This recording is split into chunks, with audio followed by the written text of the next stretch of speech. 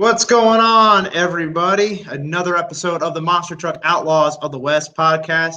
I'm one of your hosts, Phil Vicinanza. Vincent Ackert is also here with me tonight. He's just booting up his camera. Hope everybody is having a great Friday the 13th. This is November 13th, 2020 when we're recording this. And they always say on Friday the 13th, you never quite know. Good luck, bad luck. It's always superstitious. But one thing's for sure, we're always going to keep rocking and rolling here with the podcast.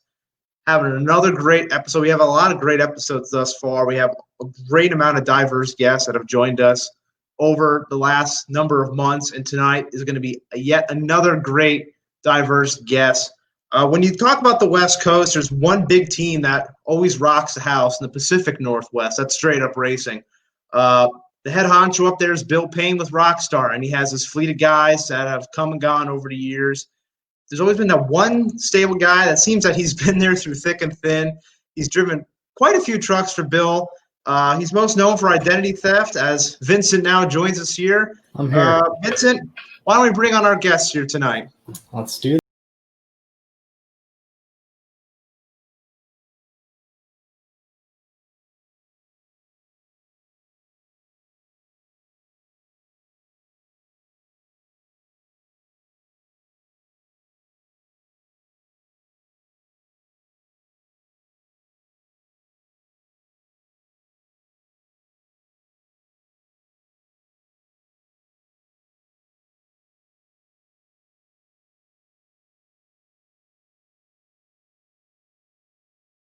Dwight, welcome to the show. How are you doing tonight? Good, guys. How are you? Very good. Thanks for joining us here tonight. No So problem. I'm going to start out the podcast. You know how we start out usually. Dwight, I got to ask, how did you get started in the – oh, God. Dwight's in the shop right now, so it's pretty busy down there. All right, I'm going to find a different spot to do this here. Don't worry. We're all watching live. They just kicked the air compressor on. And I was in the lunchroom. Where the air compressor is at? Let's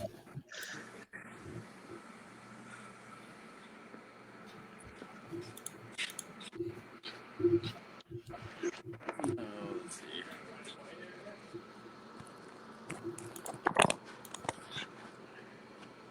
I'm trying to find anywhere, Dallas. Well, everyone's getting a good live look at the Straight Up Racing shop. Yeah. All right, Dwight. You're good to go. You ready, Vinny? Yeah, I'm ready. And I got to ask, how did you get started in the monster truck industry? Bill Payne's kind of unique, from everyone who got their start with him. So two of my buddies from my hometown actually work for Bill, which Ezra and Nick. And Ezra used to drive identity theft. Some of you may know him, but been close to them for quite a while. And then Nick had mentioned that they needed someone else to help out around the shop and maybe drive a semi, and that's how I started. So did you grow up a fan of monster trucks or motorsports? Or is this just a job for you? I mean, now it's just a job, but it's not really just a job because, like, to me, working for Bill and Lorna, they're more family than a boss, and they're great people. So, like, I love working for them. In my opinion, monster trucks are overrated. Can't disagree with you there in so many aspects, but when did you first get started with Bill and Lorna at Straight Up Racing? So I started December 10th, which, like, this December 10th will be 3 years now. Gotcha. Now, did you start – what was, like, your first tasks when you first joined the team? My first day at the shop, I came in and they put me on a grinding project, like grinding and cutting, working on the transfer case mount of the cradle of California Kid. And I spent all day rolling around on the floor, covered in metal dust, and it was quite miserable. But the new guys got to be broken in somehow. So what kind of background did you have before you joined the motorsports team? Were you working in an auto shop, or was this just thrown at the wolves and hope for the best? So really my entire life I've been around cars. My dad just so happens to be a big block Chevy guru, and pretty much everything I knew already about big blocks and everything came from my dad, and they just so happened to be the main powerhouse of a monster truck. So I fit right in with the team pretty much, like mechanically, because I've always worked on my own stuff. Worked at Les Schwab before. Always just been a mechanic. So when you joined up with Bill and Lorna, who were some of the people on the team at the time that maybe gave you some advice or were just there working alongside of you? Yeah, really yes and no in a way. I mean, Nick and Ezra would help as much as they could. And my first week I was actually on my own pretty much. Dawson was supposed to be my mentor for the time that Ezra and Nick were gone, because they were picking up a new semi-trailer at the time, and really it kind of went from there, like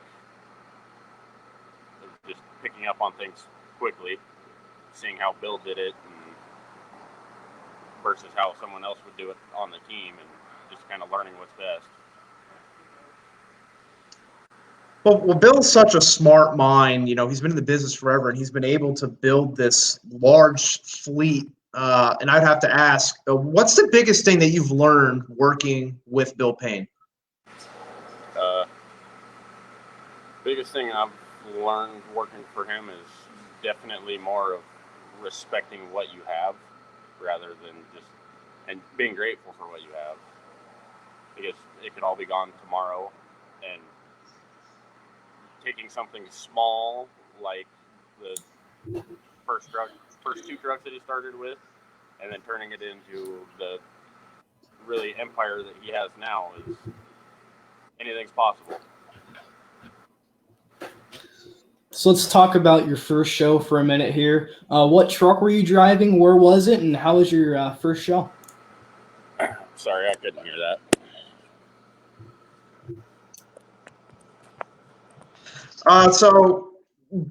What was the first show you worked with Bill at? Was it up there in Canada? Yeah, so the first show was up in Saskatoon and Saskatchewan. That was kind of my first show, see how things went. I didn't really do much because I didn't know what was going on. I didn't know what to expect. I just kind of sat back and learned and observed what everyone did during the show. And it was definitely a different perspective of being down on the floor with the trucks rather than somebody that's in the crowd, because there's a lot more that goes on for our shows than most, but a lot of people don't see that. No, absolutely. And when you're working in the show, you really don't know what it's like until you're actually there in the moment. And that first event, there's got to be so many different things going through your mind, and you're just really there like a sponge. You're trying to absorb everything and learn as much as you can. What was the biggest thing that you learned from that first weekend in Saskatoon? Be ready at any time to do anything. I mean, you can't expect anything because the way Bill drives and the way the rest of the guys drive, there's a lot of broken parts. And up Saskatoon in the first quarter, it's in the negatives. It's cold. You're unprepared for how cold it actually is. And you have to thaw parts. Literally, you have to thaw parts before you can install them, or you break things. And you just never know what you're getting into until you've been there and done that. Well, it's a lot about, learning, as we're saying, learning as you go. In each event, you keep building towards, more and more experience, and you're learning new things, and it's all repetition. And I know from firsthand, being alongside you guys at a lot of the straight up racing events, you really do work from the ground up in the team. And I know one of those big roles is working with the ride truck. Uh, did you start with running the ride truck? And if you did, how early on in your tenure did you start with the ride truck? So I had worked probably most of first quarter before I had driven a ride truck. I got taught how to drive one here at the shop, and then kind of went from there.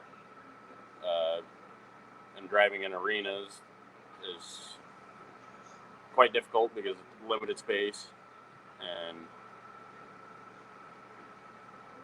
really just it's a lot to learn to start off with, but other people here learn in different ways, because it could have been your first show, which I've seen people show up their first weekend and get put in a ride truck, or there's people that have never driven one that just work on the team. It's all really about your work ethic for Bill, and if he doesn't see that you've earned it, then you don't get to drive. Absolutely. And if everybody listening here tonight, make sure you share this video as we're continuing on with Dwight here tonight, really getting a lot of the truth behind the scenes of monster trucks, and really a lot of how it's supposed to happen, especially with a big team like Straight Up Racing's. And, at that time, there was such a fleet of trucks. There still is such a fleet of trucks. Was it always your goal to end up as a driver, or were you just there, just going with the motions? It's never been a goal to drive, never was. At the time that I started, I was just looking for a job.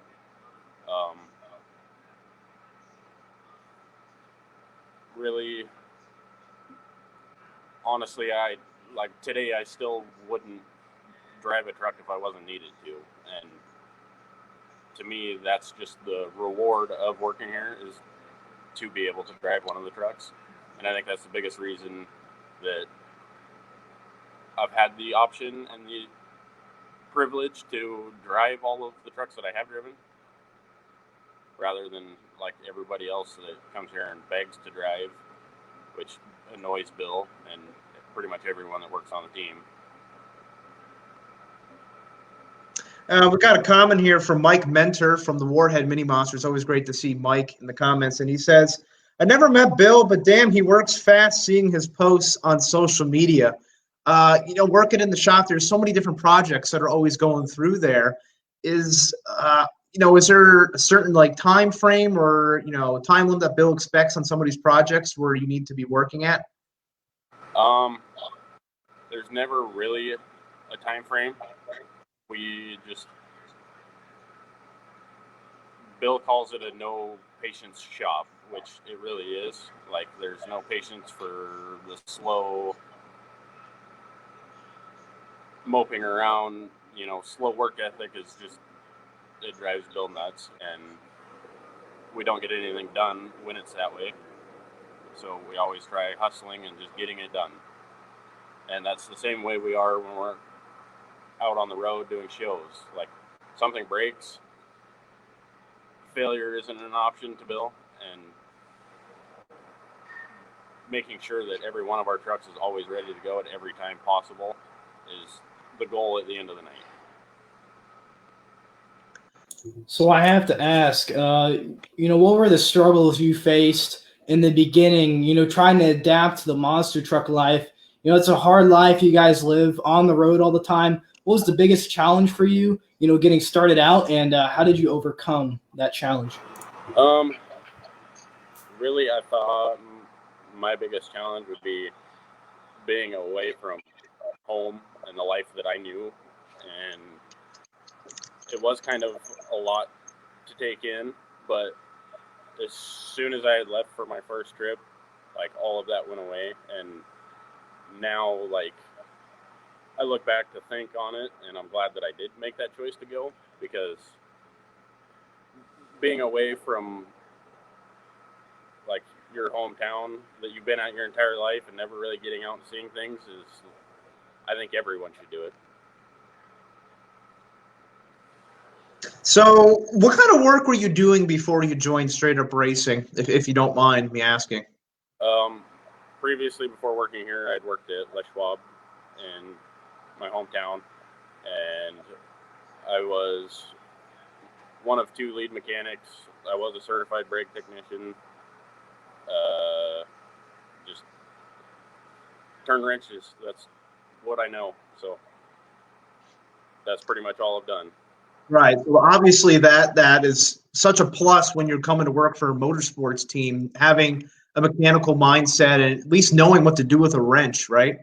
Yeah, that's trust me, I can't express this enough. How many people come here and think that they're just going to get put in a monster truck because Bill owns monster trucks and that don't even know the sizes of a wrench or the difference in sizes of wrenches. And I've seen more people come and go through here like that don't know what they're doing than I can count. And I can't count very high because I'm from Chimicum, so. Right, right. Now, I know we're going to get into a lot of your driving experiences in a bit, but there's so many sides of the monster truck business. You know that very well because you're in the Yeah. business, and you're a guy that goes out there and you're working on your trucks every weekend and finding ways to improve them and making sure they make every pass on the track. There's another coin of the business where there's drivers that they call them fly-ins. They get on the plane, they show up and drive the truck, and then they go on to the next city via the plane instead of going up and down in the rig. I guess where I'm going is, what would you say to maybe the people that think that it's almost like being a celebrity, where you get flying in, hotels, food and beverage, the whole 9 yards? My opinion on that personally is they have it too easy. They're never actually fully going to respect the aspect of a monster truck. And, I don't know, in my opinion, they don't see the real side of it and they don't actually put in the effort that I feel should be put in. But that's a different subject. So talk about putting in effort. You guys at the shop have been putting in a lot of effort lately, and recently one of the projects you guys have been working on would be the new Skull Crusher, and we have a comment here from Lee Plato, and he wants to know, how close are you guys to finishing our truck, and thank you for all the effort. Right now we're kind of as far as we can be for the time. It is pretty well a complete monster truck besides a body and a motor, really. We're down to just that, like the drive lines are in, steering rams are in, just got a couple pieces of Lexan to cut. Really, there's not much left on that truck. So let's you got a lot of projects. We've always mentioned that, and one of them obviously being the new Skull Crusher full size. When you're putting together a truck, and I know you've put together a lot of ride trucks and there's race trucks too, what's the timetable from a bunch of tubes and parts to a race ready truck?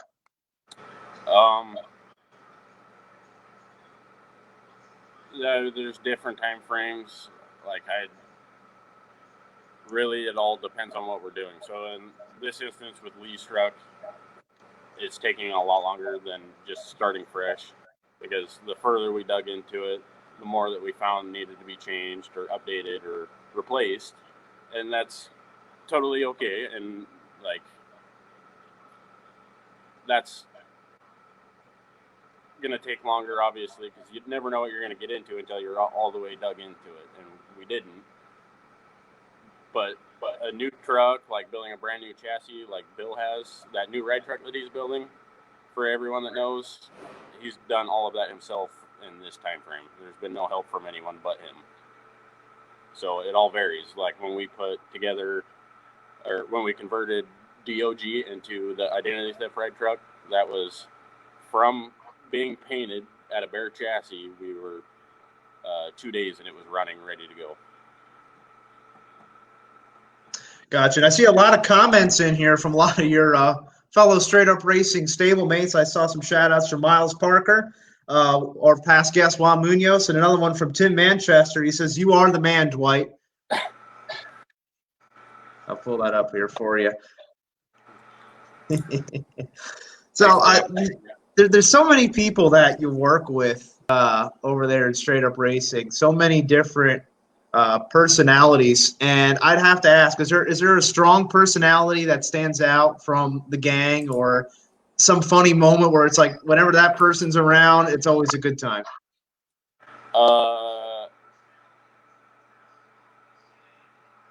Man, I don't know. Everybody's got their own different little thing that obviously we all like about each other. In my opinion, I think the most fun the team has as a group, and don't take any hate on this from anyone, but I think when we're all together and Pedro is around, which you guys all know him as Gabe Montoya, but to me he's Pedro. I don't know. He just makes everything more fun and makes you see the light of bad situations, and he's always got his head up, which is kind of the attitude you need sometimes, and that's the way he is. So do you have any good Pedro stories you could share with us? You can share on the podcast. Yeah, actually I do got a pretty funny one. We were out, it was me, John, I believe Dawson, and Pedro. We were out go-kart racing. We had some spare time, so we were out go-kart racing, and they had this punching bag machine, which we were all taking turns on to see if we could get the high score, and I was last. Everyone had already gone, and they were gotten close, and then I went and punched it, and I got the lowest score of a 6-year-old kid score, which was pretty sad. So then I tried it again, and same thing. And then Dawson decided that he's going to put a coin in the machine to go again, and he just smacked the sensor. Well, and then that almost set the high score, but it was a good laugh. No, we got some other fan comments in here. Well, another one of your fans is another one of your coworkers, John Bruce. First of all, he says, "Can we get back to work?" Yeah, John, you still have headers to build. And then he says, "Tell the punching bag story, or the bunching bag story." Someone punching. Well, that was the punching bag story. Well, where does that go? All right, let's see here. See if we got another one from. Yeah, go ahead. Juan said, "I remember the first time I met Dwight." Is there a story behind that, Dwight?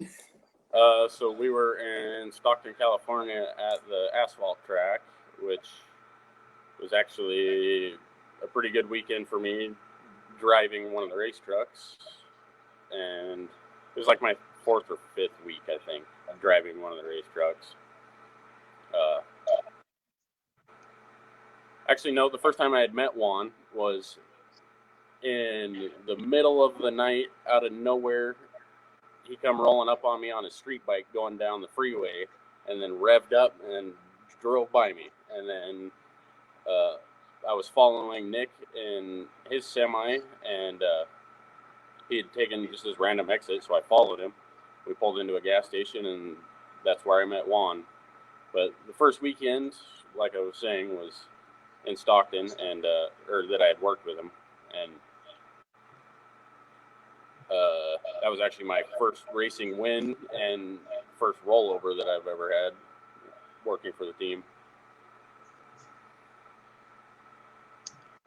Gotcha. So let's now fast forward to that first time you got to drive one of the race trucks in an event. Do you remember where it was and what truck you were driving? My first weekend driving a race truck was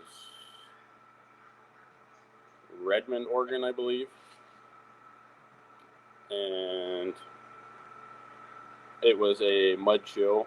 It poured down rain all weekend. It was miserable. I had no idea what to expect, and then I get tossed into a race truck, and driving a race truck in the rain, even when you're experienced, is difficult. So it was kind of a full-blown learning curve of how hard it can be. So now, was the first truck you drove, was that beast mode? Yep, that was beast mode. Are you a Seattle Seahawks fan? If nobody's seen that truck's all decked out in 12th man. Honestly, I could care less about sports. I figured I'd ask. You represent the team out there. Maybe you had some emotional. No. So then so that first show was such a mud fest, and then I'd imagine the next weekend was a lot drier, right? I believe the next weekend we were in Arizona somewhere. I couldn't tell you exactly where. All of the shows are the same now to me, but second weekend was definitely a little better. And another good story behind the first couple weekends of driving, I didn't know how to properly use or wear my straps over my neck restraint with my helmet. So my neck restraint wasn't doing anything because I had my shoulder straps of my harnesses underneath of my Hans device. And during introductions of our shows, my helmet strap would keep getting stuck, so I couldn't take my helmet off to wave at the crowd. And Bill was getting annoyed with that, and he's like, "You don't need to wear it. I promise your helmet won't come off." And then I went out Saturday night and hit one of the jumps, and my helmet had come off of my head. So I went straight back to the pits. I was not happy and threw my helmet out of the truck. Kind of had a temper tantrum by myself that really no one knows about. But Bill asked me what the problem was, and I told him that my helmet had flown off. So I quit, and then it took him a couple of minutes to realize what had been going on, and I hadn't been wearing my neck restraint, so my head was in there bouncing around like a bobblehead. So do you remember the first time you beat Bill, and what was that experience like beating the boss? Oh, man. I honestly couldn't even tell you when the first time it was.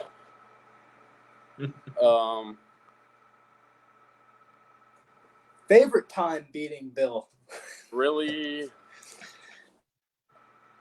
I mean, I can remember the feeling of the first time, but I couldn't tell you like when or where it happened. But like, I could just remember that it was like a proud moment. Like, hey, I beat the boss, and Bill is not anything shy of a bad driver or a good driver. Sorry, and I don't know. It's always a friendly competition, and beating him or him beating us, like, it's always smack talk, but in a friendly way, and that's more of the enjoyable part of it rather than anything else. Is that it's friendly competition.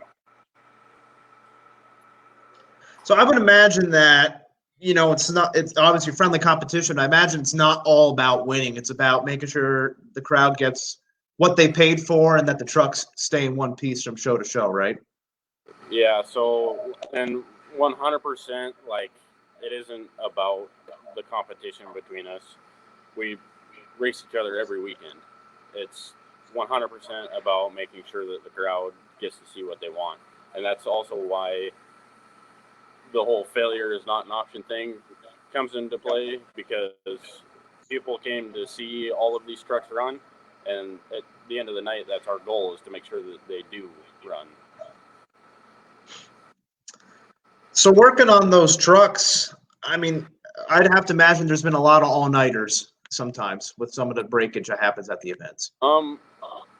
Really haven't had any all-nighters, but we've had some, 1, 2 o'clock in the morning, and then wake up at 6 and finish where we had left off. So really, it depends on what happens. For the most part, though, like our team,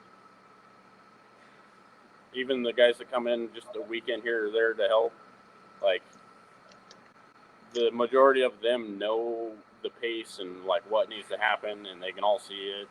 And Juan's really good at that. Like he can pick up pretty much right where he left off with the team, like he's been here every weekend. But we're pretty well all good enough to work with each other that if we all team up on one project, like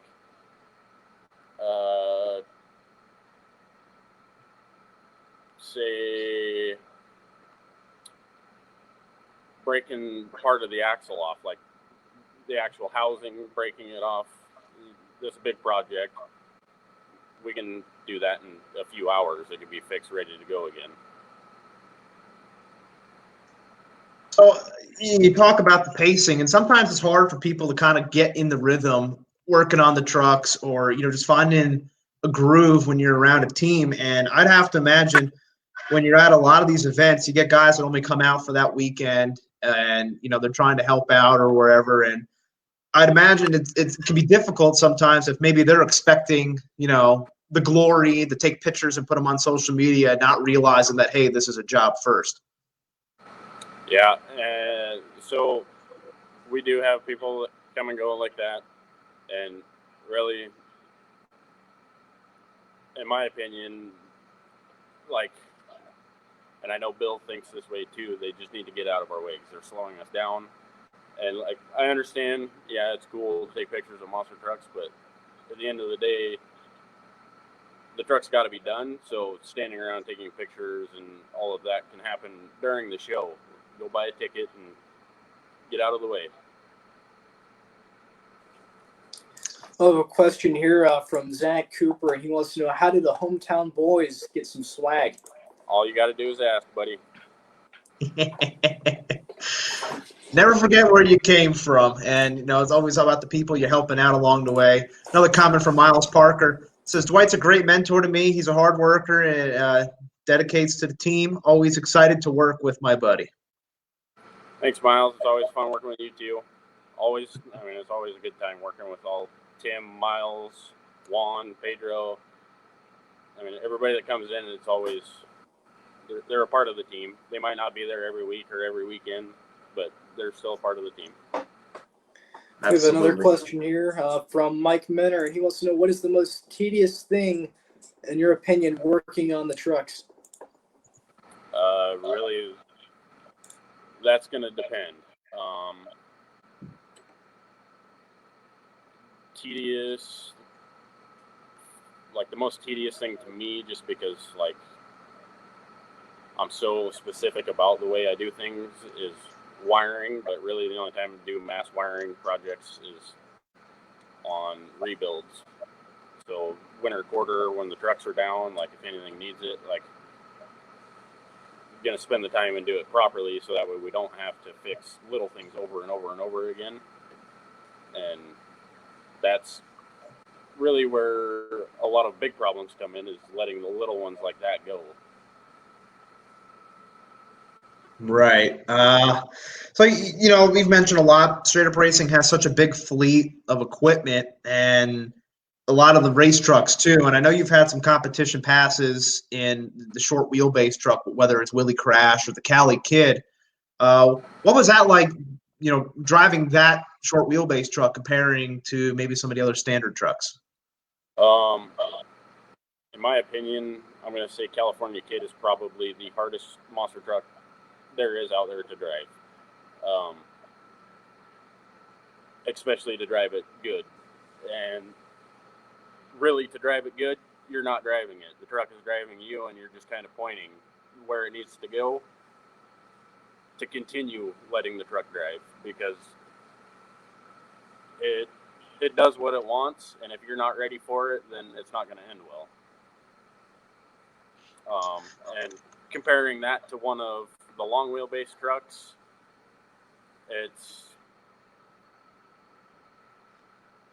like driving a brand new sports car compared to a 1980s square body Chevy pickup with a lift kit. There's two totally different things.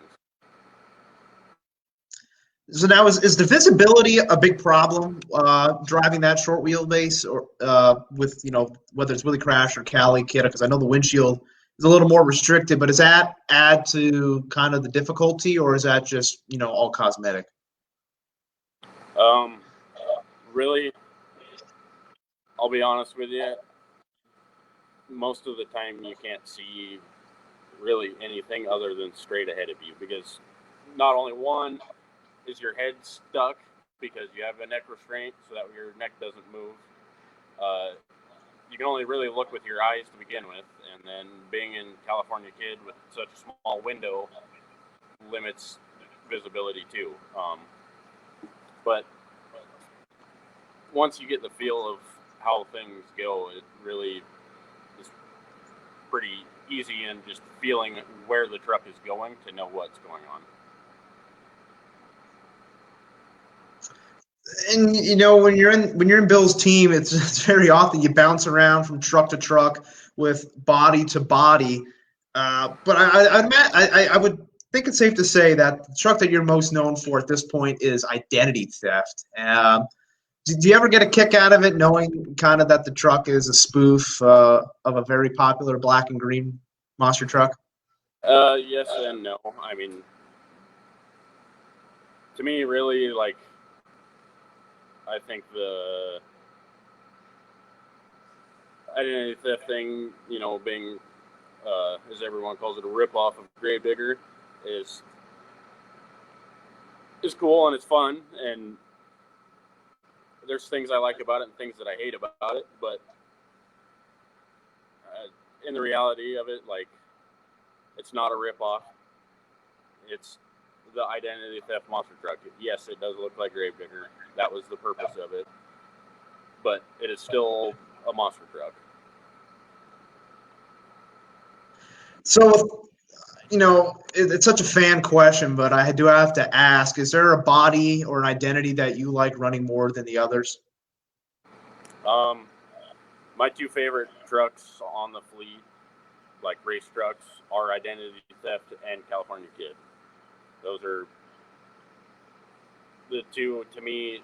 Identity Theft, I like driving that one because you can air it out big. It's easy to handle when you're during racing. Like, that thing handles, in my opinion, the best out of all of the trucks on the fleet. And then you got California Kid, just to kind of keep you on your toes and remember that, like, you still have to drive the truck. It's not always just driving a Cadillac. Right. So now another one of the more unique trucks in your fleet is the Spitfire. And, that was actually in our highlight video, the chance you got to drive that truck.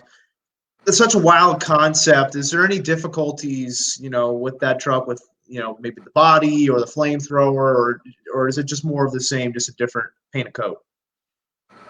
So Spitfire compared to Identity Theft, it is almost 100% the same truck, like chassis and everything besides the body. And the visibility out of Spitfire is actually better, in my opinion, because the way the hood slopes, because it's the nose of a dragon. And compared to Pound Hound now, which had absolutely no visibility because you're looking out of an eye, is the world of difference. But I think the harder the truck it is to drive, the more of a challenge it is, which to me, I like the challenge, and I think that's better. So, right. So another one of the unique pieces of equipment, you got so many of them up there in the Bill Payne fun box, is the Major Payne tank. I know we had a clip of you running that in our highlight video as well. What was that experience like strapping into the tank? What's the biggest difference from the tank to the monster truck? Biggest difference between that is you don't have a steering wheel. That's really the only, like, actual difference between the two of them. Besides the tires and the tracks, there's not a whole lot of difference between them. So Major Payne, which I drove all season of last year. The hardest thing to get used to is the fact that you're pulling a lever to make it turn, and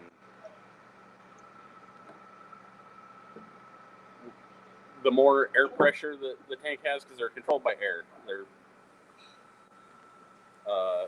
actually brake levers out of a Peterbilt, and you pull the right one, you turn right. You pull the left one, you turn left. You got your throttle, foot brake, the same motor that's in the race trucks.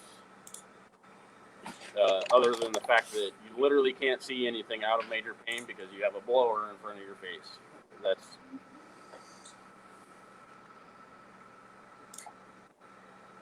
right. So, Vin, yeah, absolutely. Vin, you have a question about the current Rockstar? Yes, I do actually. About a year or so ago, Bill got a new truck, which was a brand new chassis for Rockstar. Something he wasn't really used to, being different wheelbase and different kind of style of chassis.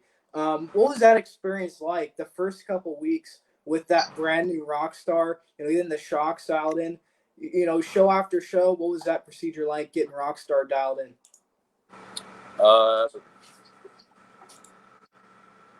Honestly, working the bugs out of it. And we do that really every year with at least one, maybe two of our trucks, because we tear them down to a bare chassis and then start over. And not really start over. I mean, we use a lot of the same parts, but we're tearing it down and going through it and freshening everything up. Biggest thing with the new Rockstar was the shocks. The shocks, honestly, still today aren't 100%. We're still constantly changing them. It doesn't land the nicest. It's kind of pleasant to watch from my aspect because I know visually what a truck is landing like just watching it. And it's still something we haven't fully overcome yet. We're headed more in the right direction now, but that's still today the challenge with the new Rockstar. Other than that, that truck is tough. I can agree with you there. I remember being up in the shop during the first quarter in 2019. I remember seeing just the frame just sitting there, and it was just such an unorthodox design. And it's almost like a mad scientist creation. It's almost always like that whenever you're working with Bill. Do you ever just pick Bill's brain and kind of just wonder what the heck's he thinking all the time? Not really. You never really have to. I mean, he's pretty. Well, at least I don't. Like, we have a good enough friendship, really. Like I said, it's not like really working for a boss. He's more of a friend or family, especially when you're out and about with him and Lorna. But Bill is never really questionable about things, but also at the same time, you never know what is actually going through his head, because it can change in 5 minutes. The man's always thinking. He's always thinking of something new and better, and it's always kind of a guessing game, but you kind of know what's going on. It's hard to explain, really. So I kind of just go with the flow with Bill, and we do what we do. Absolutely. I can attest to that, just being around you guys for a handful of events. You never know what Bill's going to do next. And one of the new things he added to his fleet were so many different robots. He got the Megasaurus in his stable, and then he got this like fighting robot thing. Have you had a chance to strap in that and just kind of tinker with it? Yeah, actually, it was just after our first couple shows of this first quarter when this whole coronavirus lockdown thing happened. We took the robot out of the shop and we're just messing around trying to pick up logs with it because we had a log pile out front, and that thing is so complicated that even Bill, the mastermind, can't figure it out. But that's because it's all electronic, and that's above anyone's pay grade around here. Well, it's such a learning process, and but the time we're recording this, we're doing this live. We are in the middle of a pandemic, and I know a big chunk of your guys' schedule really kicks off in April and goes till like right around now in November, and that almost all went away. What have you guys been doing with your time that you're not on the road, but you're all up in Washington? There's always something going on around here. There's always something to do, and I mean, push a broom. That's like, there's always something going around straight up racing that needs to be done or can be done. There's projects for Lorna. Like when it first started, Bill and I had spent a week doing yard projects, and then it turned into another yard project, which took another week, and then just one thing turns into another, and it's nonstop around here. So there's always something to do. Like, we're not on the road normally, because normally it's 38 weekends, pretty much right in a row, nonstop, go for show season. But nothing is really slowed down around here because of the coronavirus pandemic. And we have a question here from Mike Minter from the Warhead team. I'm going to add on to his question. He wants to know, what is your signature freestyle move? Now, what I want to add on to this is, since, you have a mass fleet of trucks out there, say you're driving Cali Kid, California Kid's good for wheelies. Does your mindset change on what you want to do when you get into, like a longer wheelbase truck compared to a shorter wheelbase? 100%. I drive each truck to the aspect of what Bill needs it to be driven. So we try going from the least to the greatest driving skill and asset, and say, because there's shows that I've driven 2 trucks in one night, and that's another side of it. But if you're a first place truck, usually that's because you're not one of the better drivers. But if you're the 4th truck to go out, then, or 5th, then you're better than the last. And that's how we try doing the show, so that it's continuously getting better throughout the night. And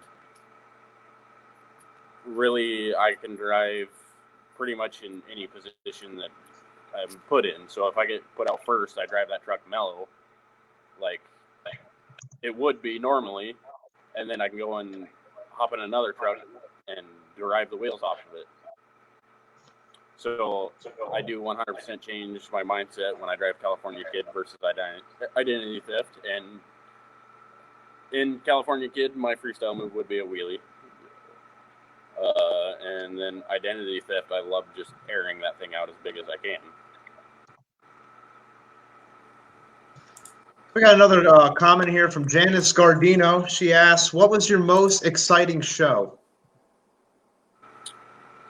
My most exciting show would probably be Kalispell, Montana.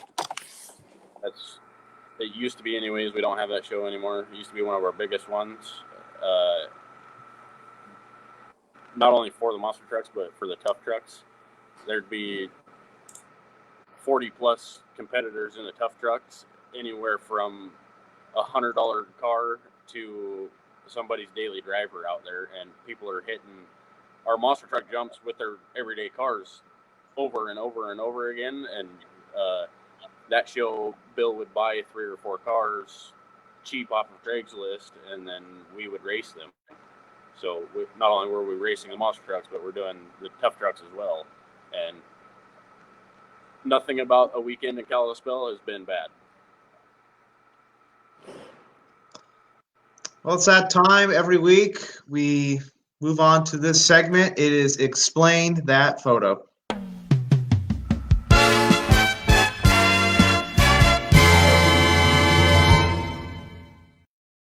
You know the drill. If you've been watching us for a while now, we bring up a picture and we have our guests explain what the heck's going on in that picture. So, Vinny, why don't you get us started here?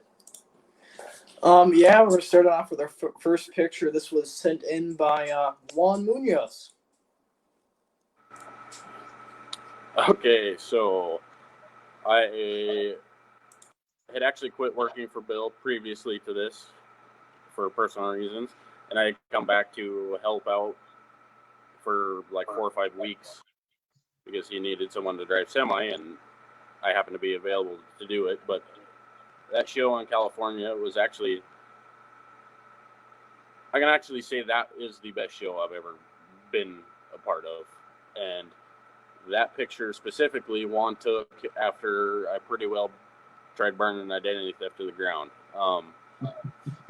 The transmission was going out from the beginning of my freestyle run, and I drove that truck as hard as I could until it literally caught on fire. And it went up in fire quick.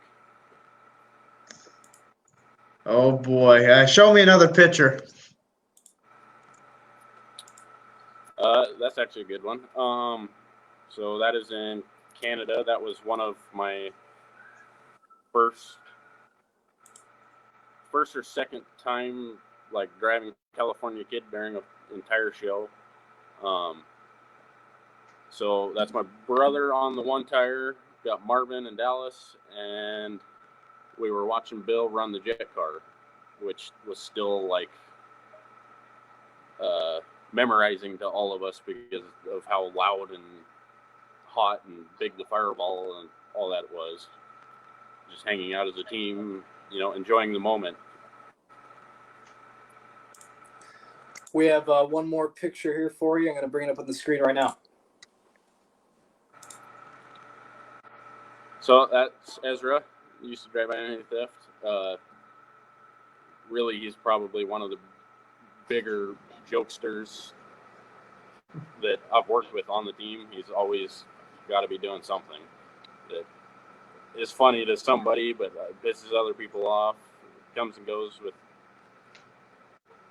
working, but that specific moment, we were talking about things that should be in the men's locker room. We'll go with calling it that. And Lorna had walked in on us. Oh man, what stays in the shop stays in the shop, right? Yep.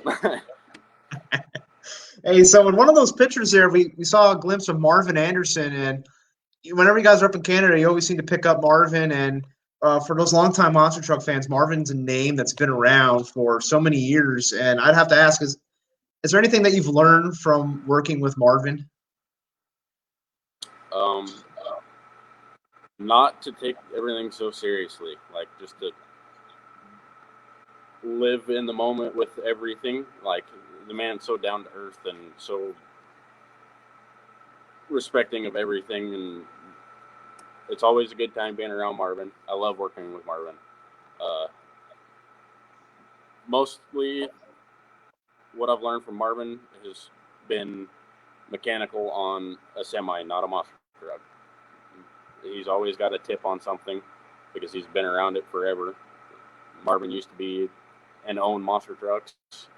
Originally, that's where Major Payne came from. It was Marvin Anderson. It didn't look like anything it does today, but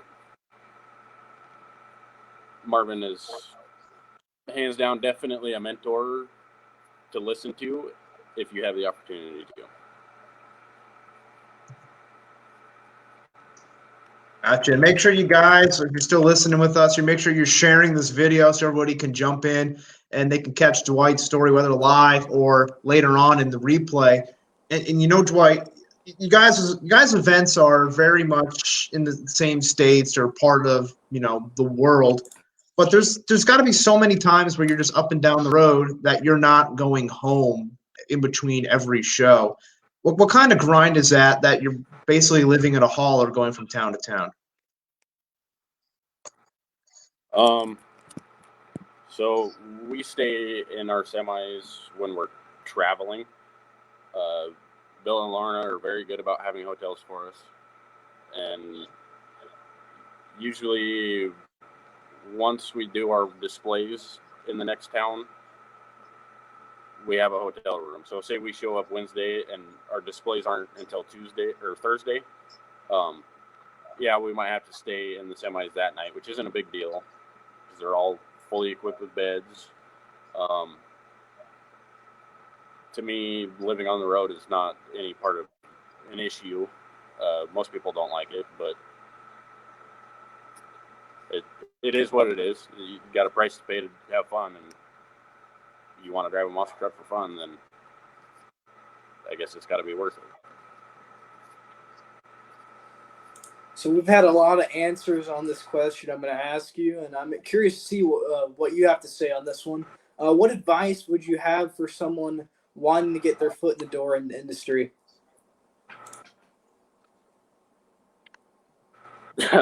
Don't. Just unless you want to.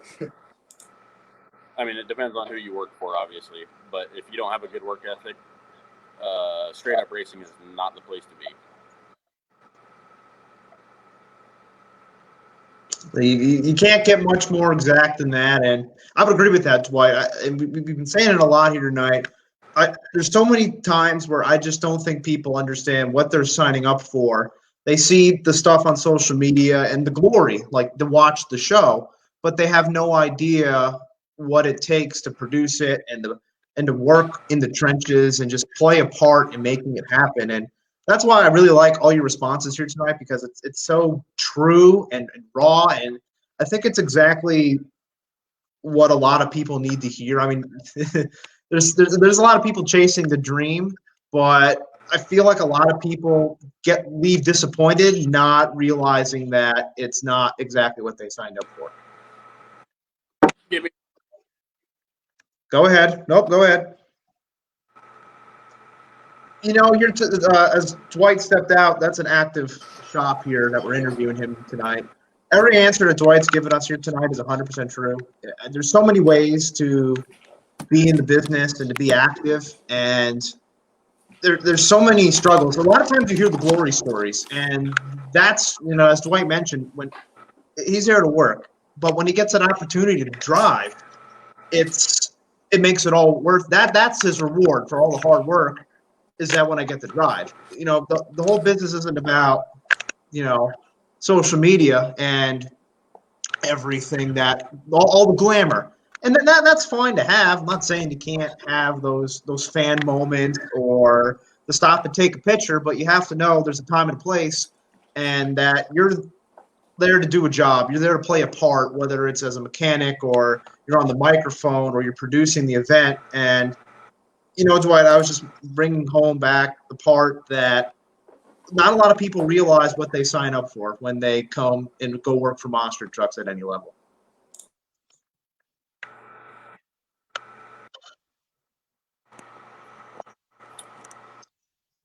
So. Yeah, really. I mean,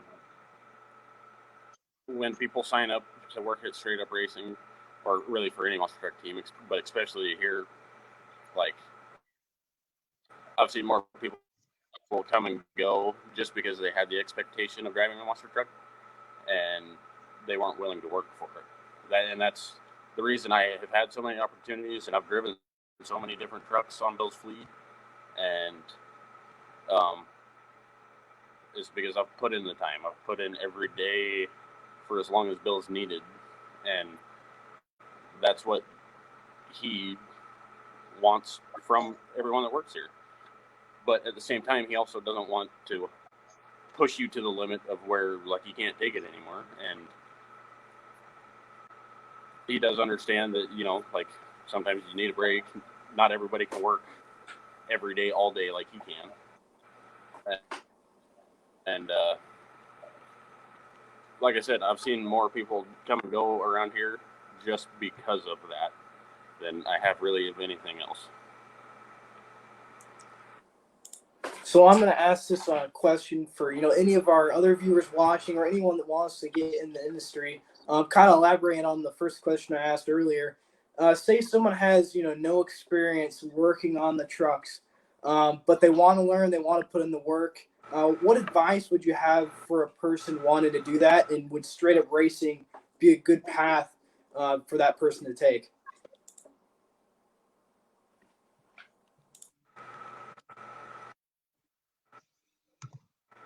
So, yes, Straight Up Racing would be a great path, as long as you are willing to work and willing to learn. You got to be willing to listen, but at the same time, like, it's hard to explain, because from what I've seen, like, he's not a very good teacher. So if you can't visually pick up on things,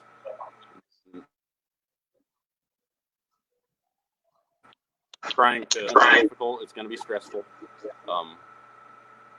and you got to be able to handle it. In order to be successful here, because not every day is just a walk in the park.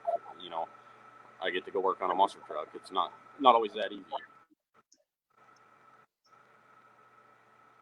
Absolutely. You know, what does the future look like for Dwight Mathews?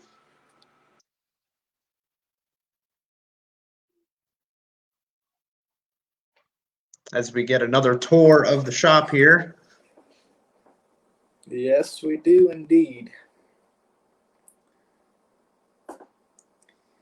Interesting internet connection down there in Washington.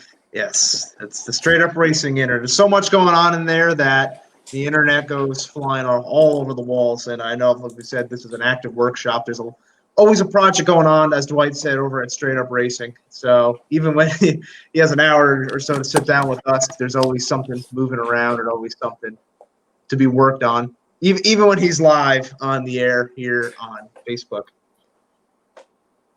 He's frozen. That's okay. He'll come back. Hopefully he'll come back. He leaves. Well, let's talk about, we got a comment here from Juan to bring this up. Working side by side with guys like Dwight is what makes the team, and any day to come to work worth every bit. You're the man, Dwight. I always have a great time learning from you and making you laugh. No, that's such the one thing we get here. It's, again, we're getting a lot of honest answers here, which I really appreciate. Yeah. One thing that is a great takeaway is that it's such a team at Straight Up Racing, and you know, sometimes it can be a revolving door, and that's been stressed quite a bit. But when you're with a group of people that you enjoy working with, and you understand how everybody works and can joke and just know each other, you're set up. And you know, there's so many things that go on at Straight Up Racing and the Malicious Monster Truck Tour and all the different projects that Bill Payne has in his brain. But it's almost as if it just kind of rolls by as you know, time goes on, and you're just working on everything because you're enjoying yourself working with all the different people and just learning from each other and just enjoying yourselves. Yeah, it can be very stressful, and it's not easy work. Being in monster trucks is not easy. That can't be stressed so much for anybody that wants to be involved. It's not always it's not glamorous. That's the stars reward. and rainbows. I mean, Right? Yeah. Like what Phil's saying. I mean, if you're someone listening right now that you know you want to get your foot in the door, you want to work on trucks. What Dwight said today or tonight is exactly what you need to hear because it's the honest, raw truth. And I mean, if you can't get past that, you know, it's hard to go anywhere in this industry. It's a lot of hard work, and you got to be willing to work through the stress and just get the job done. That's great. And I see another comment there from Mike Menner. Mike's been in the comments here tonight. Podcast with raw answers, not standard fabricated answers. You know, and that there's so many layers to the business. And again, there's nothing wrong with, you know, doing things maybe differently. Maybe not the standard traditional way where you work from the ground up and you're working with a wrench and you're doing everything. Everybody's path is so different, and where you can excel, that's how you get your foot in the door. Everybody, you heard of Dwight? He got his job off a Craigslist ad. It's not like he was at shows with a yearbook and a checkered flag getting autographs, and he added everybody on Instagram. This is a job. It's a job for Dwight. It doesn't really seem like a hobby. I mean, you got to see it that way. And we got a comment here, another from Juan. He says, you need to love the good and love the bad. Learn from it and love every bit of it. It's a lifestyle and a passion, not a spotlight. And quick shout out to you, Juan. You're a perfect example of that because, I mean, I've been around you in the pits, and, man, you've been in some stressful situations, and you've always had a positive attitude. And, you know, Juan's a perfect guy, perfect example of that. Always having a positive attitude, loving the industry, whether, you know, whether something breaks really bad, he's got to work his butt off. I mean, it's a lot of work, and like I said earlier, you got to be willing to do the work. So I'm not sure if we're going to have Dwight back on here to wrap things up. I know the internet can be kind of shaky out there in the shop, and there's so many moving parts. So in case we don't get to formally say goodbye to Dwight, let me just wrap up everything here.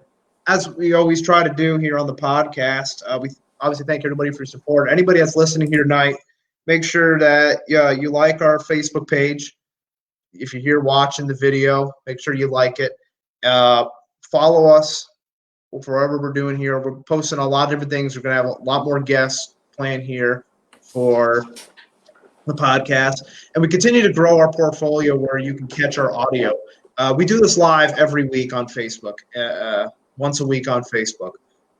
We always want everybody here live, so you can interact with everybody right then and there. And it's always about the fan interaction. As He's back. we welcome Dwight back, I think. Hi, Dwight. Yep. How's it going? Fun day. Nope, you're good. That's It's part of the game. Part of live feeds. We were just kind of putting a bow on things here. I'm sure you can listen back on the archive when we put out the audio. Mainly the same stuff we've been talking about. And the question I asked you before your phone went south was, what's the future look like for Dwight Mathews?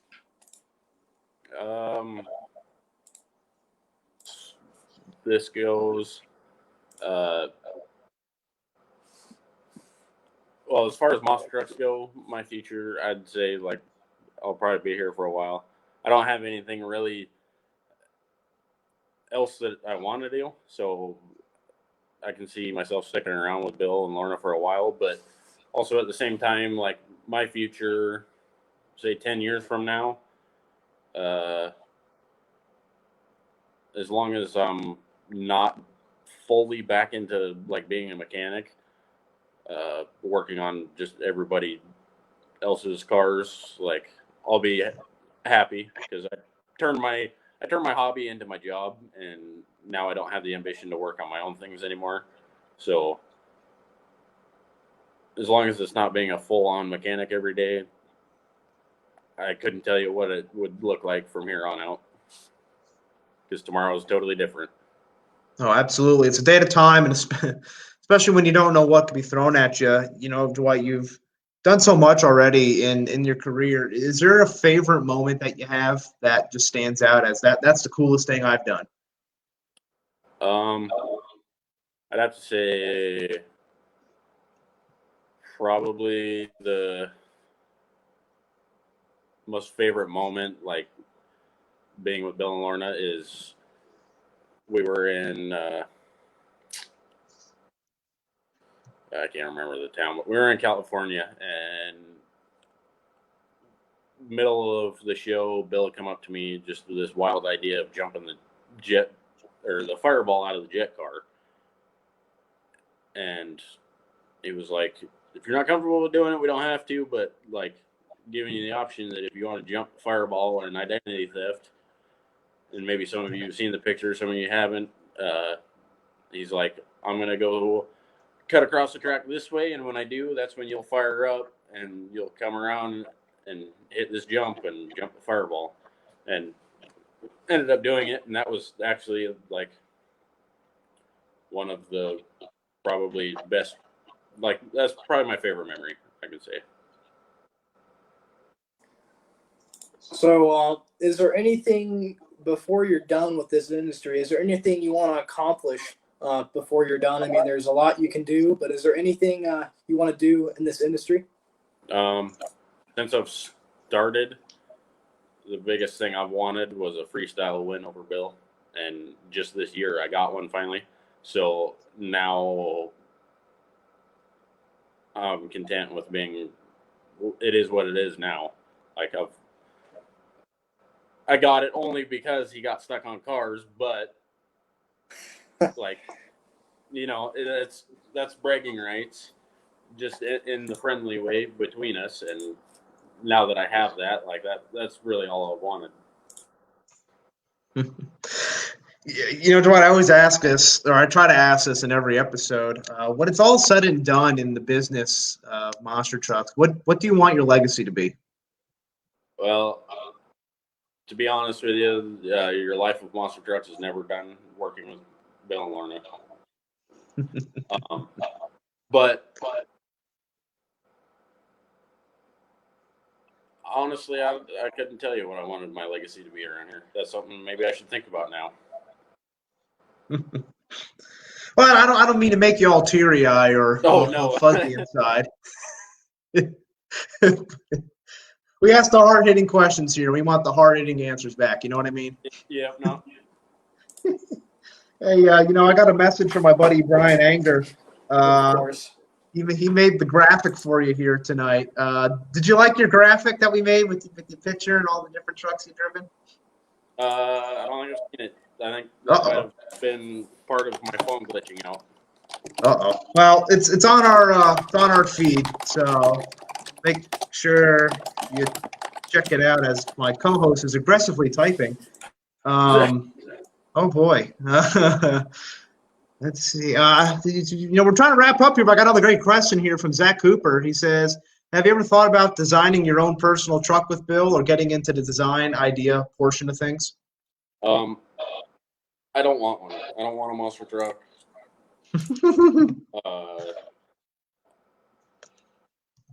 For myself, I want nothing to do with one.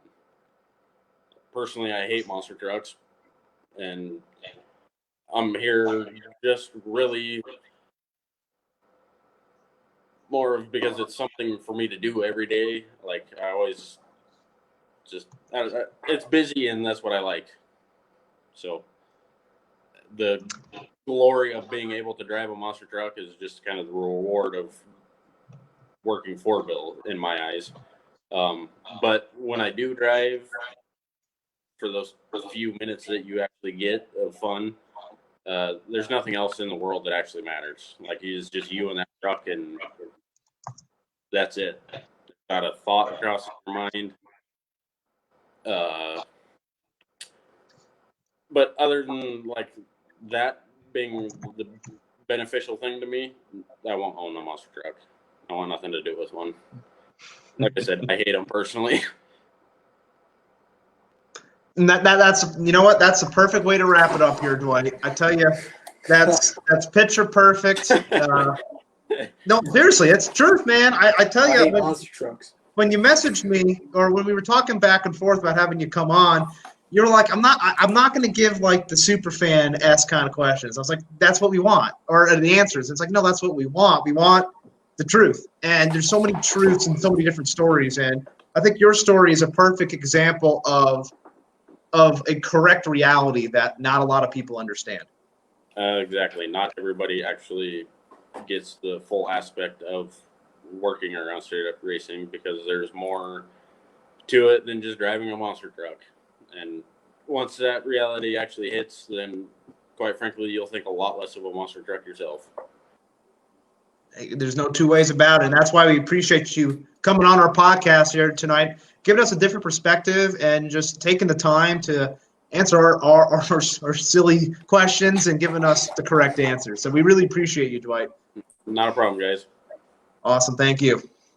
Thank you. Yeah, we've hit it home so much, Vinny. Those are the raw answers of being in this business.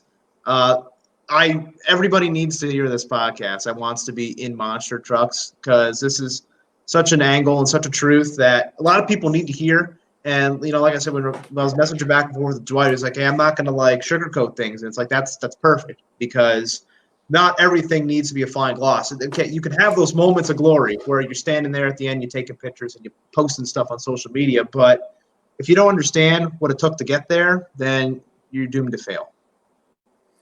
Definitely agree with you. I mean, this podcast, like you said, was great for anyone wanting to get into the industry. I mean, There's a lot of people out there, like you said, that need to hear the raw truth. And it's not stars and rainbows. I mean, No. Dwight's a perfect example of what the business is really like, and gives a different perspective for many people who thought there's perspective of fly-in drivers, but the reality is monster trucks are you're made to work on them. That's how I see it. And if you do it like Dwight, like there's many ways to success, but Dwight's is the truth, and it's a successful truth. As we continue on here with the podcast, as we were mentioning before, we're not slowing down. Say that every week. We have a lot more great guests planned and scheduled, and a lot of interesting ideas bouncing around our heads. So you never know what can happen. But I'll one do thing's a for sure. favor for you, Phil. We're What's on that? Apple Podcasts. We're on Spotify. Yes. We're on Google. Yes. We're everywhere. We're everywhere. We're almost everywhere. Sound. We're on new places that Monster Truck podcasts have never been before.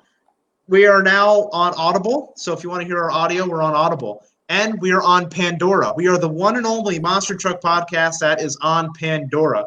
Wherever you can hear sound, iHeartRadio and Stitcher and Breaker and all these other sites that carry the audio, wherever you listen to podcasts, you can find our show. You can hear a lot more great straight-up racing drivers like Dallas Glenn Rogers and Juan Munoz. They're all in our archives. Or you can re-listen to Dwight's episode and all of our past episodes in our archives, whether that's in our audio feed or here on our Facebook page. Just go to that video tab, check out live podcast episodes where you can find all of our past episodes in video form. We also upload those to YouTube. If you're a little more YouTube friendly, you watch it over on your smart TV, wherever you plug in your smart TV. Sometimes I think you're reading off a script. I'm not, but repetition is the mother of retention. It's another great podcast, and can't wait to come back here next week with another great guest for another great episode. Next Friday, 6 o'clock Pacific time. Be there.